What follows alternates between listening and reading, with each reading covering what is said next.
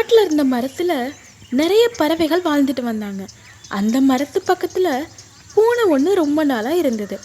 அந்த பூனைக்கு அந்த பறவைங்களை எப்படியாவது ஏமாற்றி சாப்பிட்றணும்னு ஆசை. ஒரு நாள் அந்த பறவைங்களுக்கிடையே ஒரே சத்தமாக இருந்தது. இதையெல்லாம் கேட்ட பூனை அந்த பறவைங்களுக்கு ஏதோ நோய் வந்துருச்சு அப்படின்னு நினச்சது. இந்த பூனைக்கு ஒரு ஐடியா வந்தது. தன்னை ஒரு மருத்துவன்னு சொல்லி அந்த பறவைங்க பக்கத்தில் எப்படியாவது போயிடணும்னு நினச்சது. பறவைகளே, நான் மருத்துவன். என்னிடம் சிறந்த மருந்துகள் பல உள்ளன. எப்படிப்பட்ட நோயாக இருந்தாலும் உடனே குணப்படுத்தி விடுவேன். உங்கள் யாருக்கு உடல்நலம் சரியில்லை சொல்லுங்கள், மரத்தில் நான் அவர்களை ஏறி பார்க்கிறேன். நண்பனே, இங்கே நாங்கள் எல்லோரும் நலமாக உள்ளோம். அப்படியே யாருக்கேனும் நோய் வந்தாலும் அதை போக்க எங்களுக்கே தெரியும். நீ இங்கு வராதே. நீ வருவதை கொடிய நோய் வருவதை போன்றது.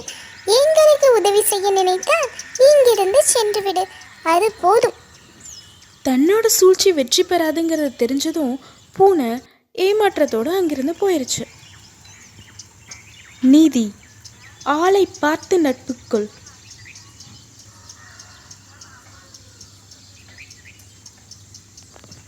ஒரு கிராமத்து கருப்பு காக்கையும் நகரத்து வெள்ளைக்காக்கையும் எதிர்பாராத விதமாக சந்திச்சுக்கிட்டாங்க.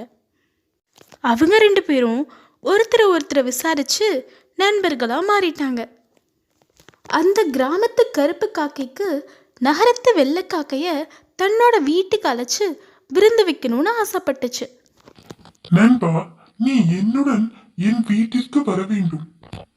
சரி நண்பா, நானும் உன்னுடன் உன் வீட்டிற்கு வருகிறேன். கிராமத்து கருப்பு காக்கா நகரத்து வெள்ளைக்காக்காவை வயலுக்கெல்லாம் கூட்டிகிட்டு போச்சு.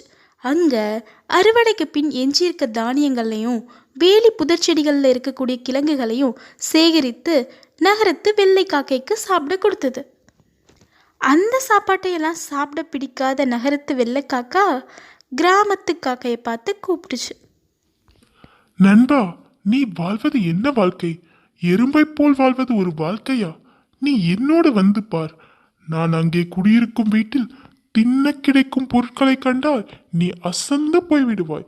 நீ என்னோடு வா, நான் உனக்கு அற்புதமான அறுசுவை விருந்து படைக்கிறேன். உடனே கிராமத்து கருப்பு காக்கா நண்பனோட அழைப்பை ஏற்று நகரத்துக்கு போச்சு.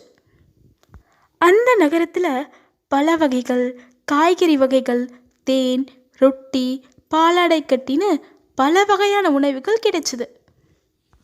அடடா, என்ன வாழ்க்கை! வாழ்ந்தால் இப்படியல்லவா வாழ வேண்டும்? நானும் அந்த பட்டிக்காட்டு வயக்காட்டில் வாழ்ந்தேனே.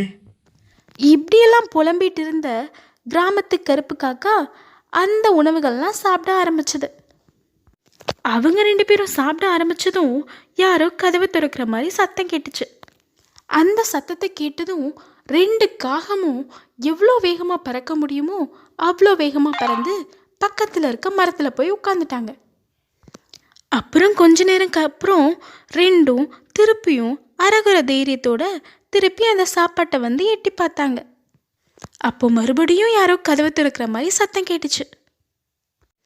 முன்னை விட இப்போ ரொம்ப அதிகமாக பயந்து போன ரெண்டு காக்கைகளும் மரத்தில் போய் திருப்பி உட்காந்துட்டாங்க.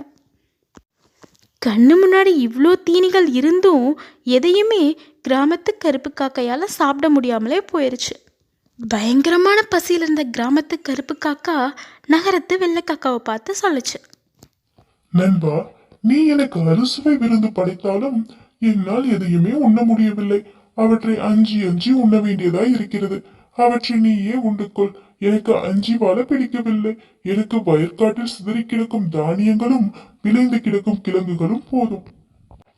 அதுதான் எனக்கு வசிக்கவும் புசிக்கவும் பாதுகாப்பான இடம். அங்கே நான் பயமின்றி நிம்மதியாய் பாதுகாப்பாய் வாழ்வேன். இப்படின்னு சொல்லிட்டு அந்த கிராமத்து கருப்பு காக்கா திருப்பி கிராமத்துக்கே போயிருச்சு.